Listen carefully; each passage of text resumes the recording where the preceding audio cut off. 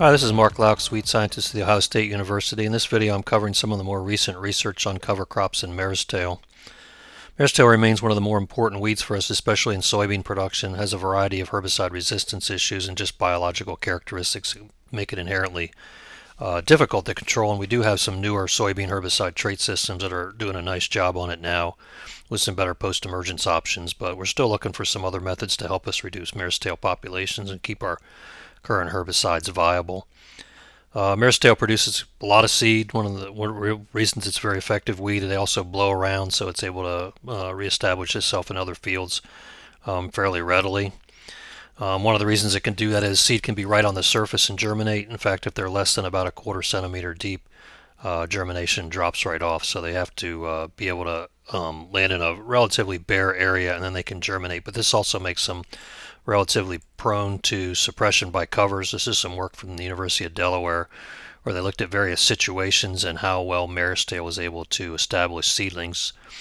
And you can see really it was far more successful in the bare ground and the bare ground areas that were disturbed with tillage, and any type of competition from either residue from mowing or natural residue or existing broadleaf grasses really did shut down the seedling establishment. So looking at this, you can tell that cover should be able to do a reasonable job at suppressing marestail.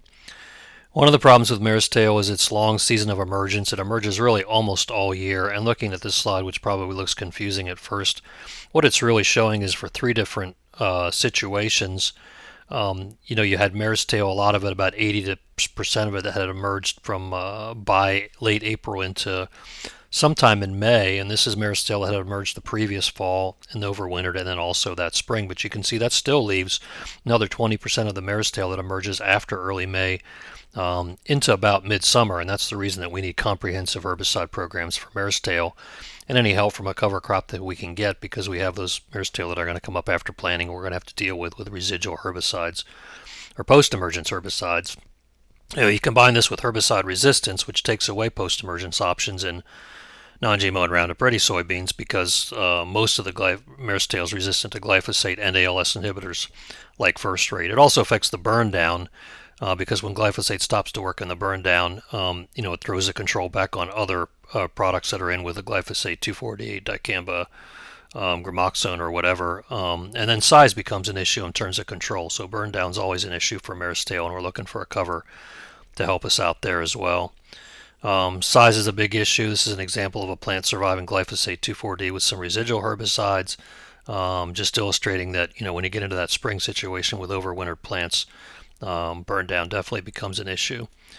And this, this really comes back to the value of fall herbicide treatments, to take out all those marestail plants that emerge in late summer and fall, and then create a seed bed in the spring. It's free of weeds, largely free of marestail, so that your burn down situation becomes a lot easier, and almost anything you use for burn down really can work. There are occasionally times when cleaning all those weeds out, including the marestail, results in a seed bed in the spring that has no competition, and the marestail is able to take advantage of that. But largely fall applications do a nice job. So one of the questions about covers is, can we replace fall applications with a cover? And again, coming back to how size critical it is for burn down in the spring. We have overwintered plants, we have new plants, and so what's the cover doing for us there? So this research has really addressed a variety of questions, and I'm going to present results of about 7 studies here really quickly. And then if you have questions, feel free to contact me, or if you need the references, I can provide those as well. So which covers are most effective at suppressing marestail? How important is cover planting date and seeding rate? Does biomass matter? Is there a certain optimum biomass, or does it just higher biomass help? When should the cover be terminated optimally? And then when you start integrating covers with herbicide programs, can the cover replace or supplement fall herbicides or spring residual herbicides to cut down herbicide costs or give us better control? John Wallace at Penn State summarized this a couple years ago in this slide, where we had research from various states in the eastern United States, Midwest, up into Ontario, and showing across all the cover crops that were studied and all the tactics that were used in those particular studies what the range in marestail density at burn down suppression was. And you can see almost anything gave at least 24% in a number of these And this is the results I'll show here in the next few slides, show that well, almost any cover gives upwards of 50% in certain situations, and in a lot of cases suppression was 50 to 90%, but you can see some numbers lower than that here. Anytime we talk about suppression of weeds with cover crops, there's always just tremendous variability from year to year and site to site. So it's not a very consistent thing, which is one of the reasons that weed scientists rarely recommend substituting covers for herbicides. Just to start with a study from Virginia Tech in 2015 through 17, where they looked at a variety of covers, cereal rye, crimson clover, hairy vetch, forage radish, and then mixes of these, and then measured the horseweed the next spring. And this was an organic study where they looked at cover termination with a crimper and then looked at marestail later in the season. But I'm really not too concerned about that, although it does demonstrate how the importance of covers in a organic system. You can see the rates there, the cereal rye and the other ones, the rates were typically reduced in the mixes down to rates I think that people are more likely to try to use. The biomass results showed that the biomass of anything that had rye alone or in a mix, if it had rye, it produced a certain amount of biomass, and then the crimson clover and the hairy vetch were about half that. So you would look at this slide and think, okay, you should get better suppression with anything that had the rye in it or the mixes because we had higher biomass. And really, the horseweed density at cover termination, everything did really a pretty good job. You can see it's compared to the non-treated check on the far right, and then a couple fall herbicide treatments. So the covers were more effective than the fall herbicide treatments in terms of actually reducing horseweed density, the fall treatments that were used here. So you can see across the board, everything gave fairly good suppression. They did look at horseweed biomass at crop harvest, and of course, without any herbicides in this organic system, you started to get more variability. But you can see still pretty decent suppression depending on the year and the situation, and not a lot of difference between covers really. Another study from Penn State. 2016 through 18 looked at suppression from cereal rye, an oat radish mix, rye radish, rye vetch, oat, and then oat vetch. The rye provided the most aggressive suppression of the marestail, but you can see everything that was used here provided more than 50% suppression on average. And then the dot on the left, the dot showing the mean, and then the bar showing the outliers. So cereal rye was as or more effective than anything else.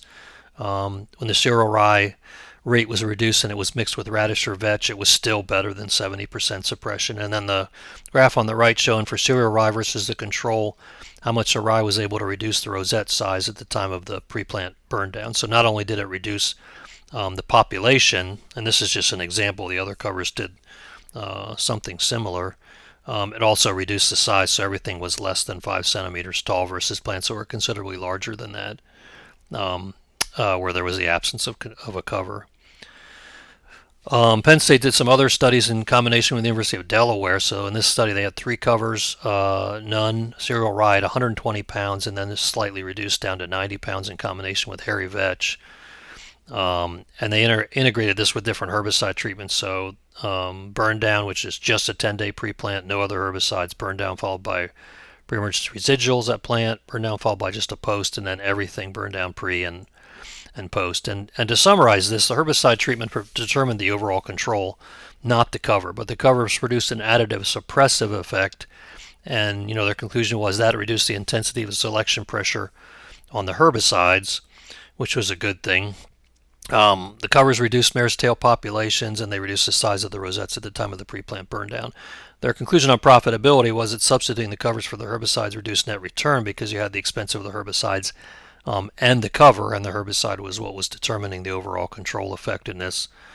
Looking at the overall weed biomass, not just marestail, you can see the result of this from the covers, the integration of the covers with the different herbicide treatments, and obviously on the graph on the left, you can see the dots on the far left where there was just a pre-plant treatment, which wasn't adequate for marestail, and no difference among covers because control is just poor. Once you integrated that with a pre, you can see the covers helped control, reduced biomass, and then once you got to a more effective post or pre-post, there was little difference between the covers. And then that did have an impact on yield, where you can see the pre-plant treatment, whether you had a cover or not, you had reduced yield. Pretty much just because that wasn't an effective herbicide program. If you look at marestail density as a result of various integrations, you can see on the left there, the rye vetch did reduce density in comparison to just the rye or the control on average when there was just a pre-plant treatment. But once you had a post as well, you can see there wasn't any difference between no cover or the rye vetch. And then typically with similar to what I showed previously for the Penn State study, the rye vetch and the rye both reduced population at the time of the burn down and then reduced the size. So you can see the bottom two graphs on the right. Everything was below about 7.5 centimeters, whereas in the absence of a cover, you had plants up in excess of 15 centimeters tall at the time of the burn down. We did some similar preliminary studies at Ohio State back in 2013 through 15, where it was actually a study we looked at plus or minus residual herbicide, plus or minus fall treatment, and then we had, these were on-farm studies. We had 2 with ryegrass, 1 with rye, and then we had no cover, or we killed it in the fall right after it was seeded, versus an early April kill versus a 7-day pre-plant kill which would have been towards the end of April. You can see in general the covers did reduce the marestail population, improved control, averaged over all the other factors, and we had the best control where we let the cover stay in there till 7 days pre-plant. Couple studies from Purdue. So this one they looked at 3 covers and 2 termination timings. So they had non-cereal rye at 80 pounds, canola at 5 pounds, and then early and late termination 2 weeks before and after corn planting. And summary of this was that the covers reduced the weed biomass at the time of cover termination. They also reduced the marestail density. So the canola reduced the density up to 56% at the time of the cover termination. At the time of the post, it was still in that same range, 57%. The rye, and we know this about rye, if anything's going to persist and give you control into the growing season, it's probably going to be rye, which is going to do that better, or as good or better than any other cover. And so you can see it was similar to the canola at the time of the termination at 59% reduction in marestail density, but it was 87% at the time of the post, which was 30% higher than what the canola was able to do. A second study, I looked at cereal rye at 90 pounds versus crimson clover at 18, and versus a mix where the rates were reduced to both of those on the rye down to 56 pounds, and they had 3 different termination timings. And the quick and dirty summary here is that the rye mix resulted in at least 40% higher cover biomass than clover, and the biomass in general for all of them was at least 40% higher when terminated after soybean planting compared to 15 to 41 days prior to soybean planting. And then at 2 of the 4 sites, the marestail density was 75% lower with a rye or rye mix compared with clover at 2 of the 4 sites. And what's interesting about that is, the rye seeding rate was reduced to 56 pounds in that mix with clover, and still at those 2 sites that was more effective than the clover at its full rate.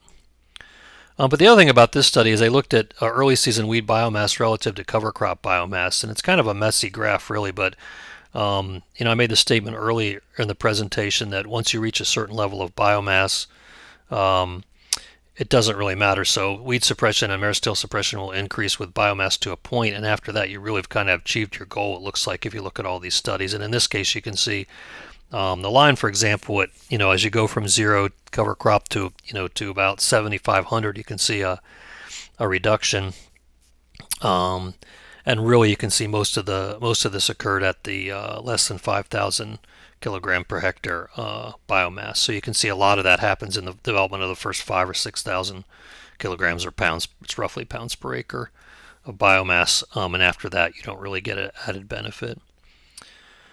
Michigan State did a study where they looked at 3 covers with 2 termination timings, and what they did here was cereal rye versus wheat at 2 timings, or 2 seeding rates, 60 versus 120 pounds. They had an early termination a week prior to soybean planting, and then late what they called plant green, which was a week after planting, considering that glyphosate was used to kill this. So it would take another 2 weeks for the cover to die or something like that. So that's a plant green situation.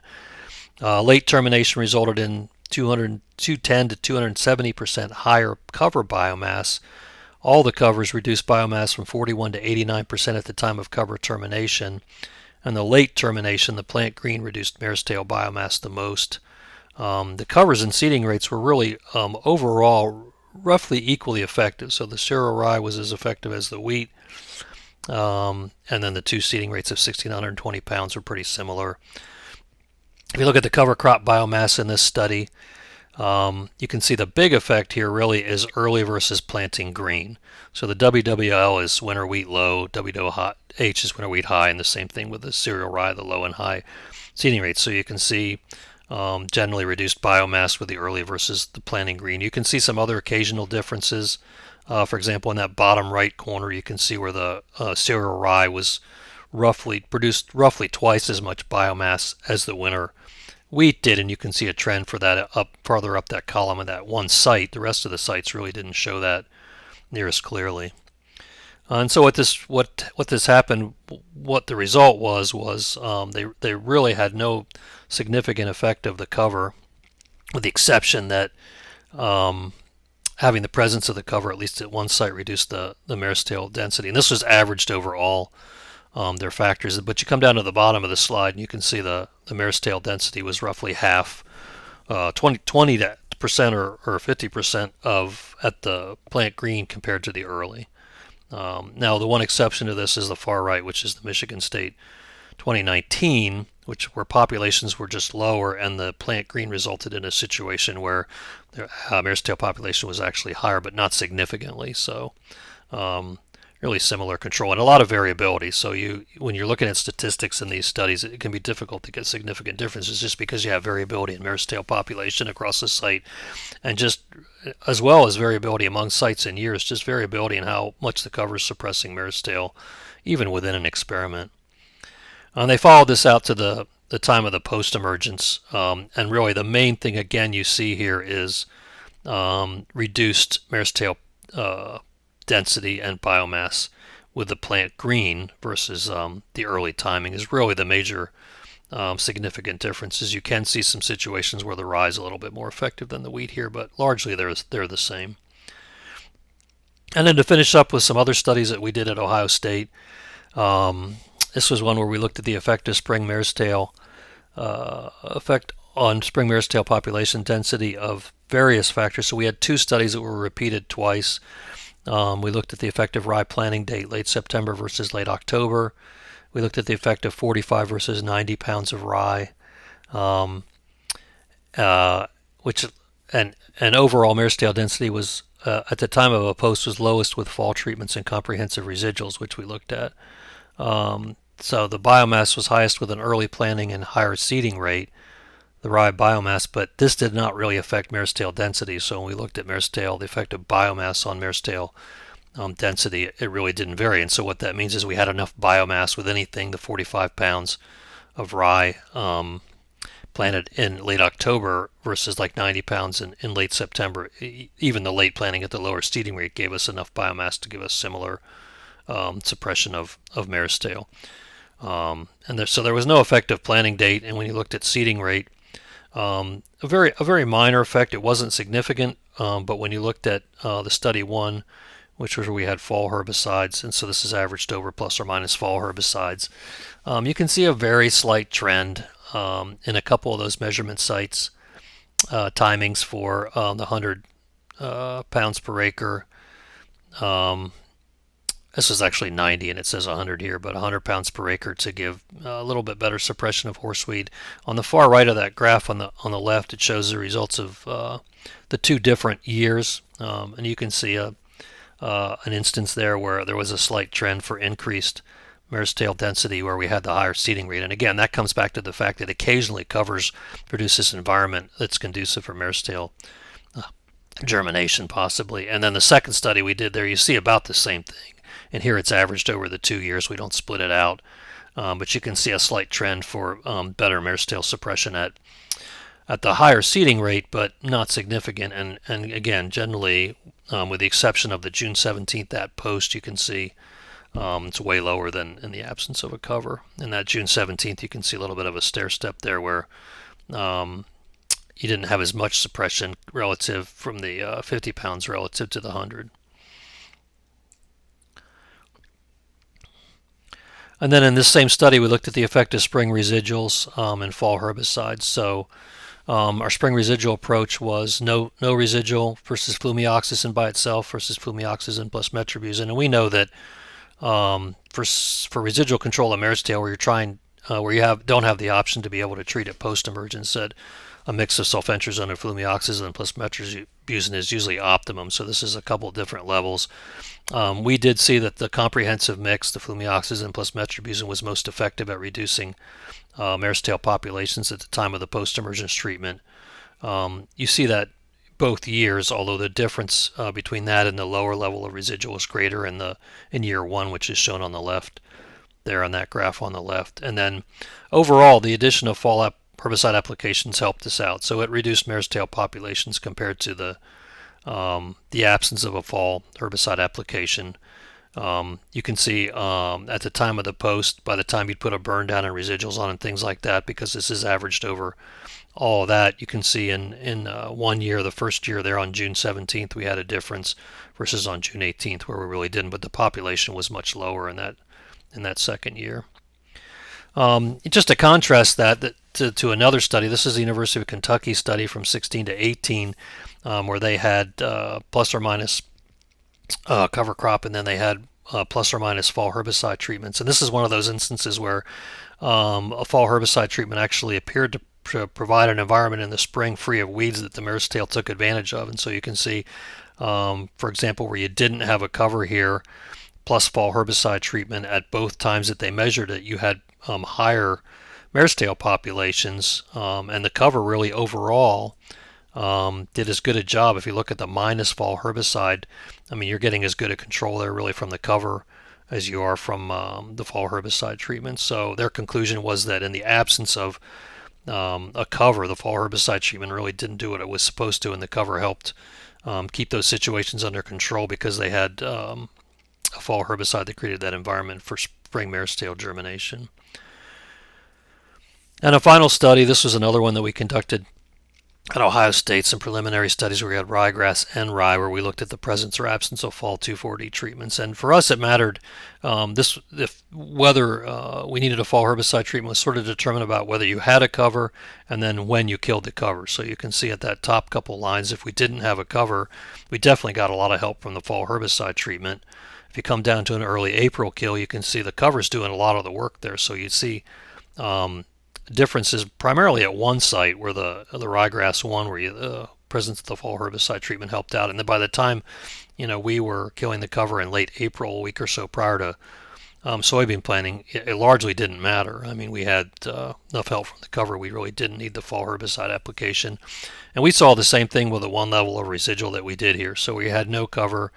Whether you had residual or not didn't matter. We just didn't have, this is averaged over all the other factors, plus or minus fall herbicide, etc. So we just didn't get enough help from the residual, or for the residual in that instance to matter. If we went to an early April kill, you can see again the cover doing a lot of the work.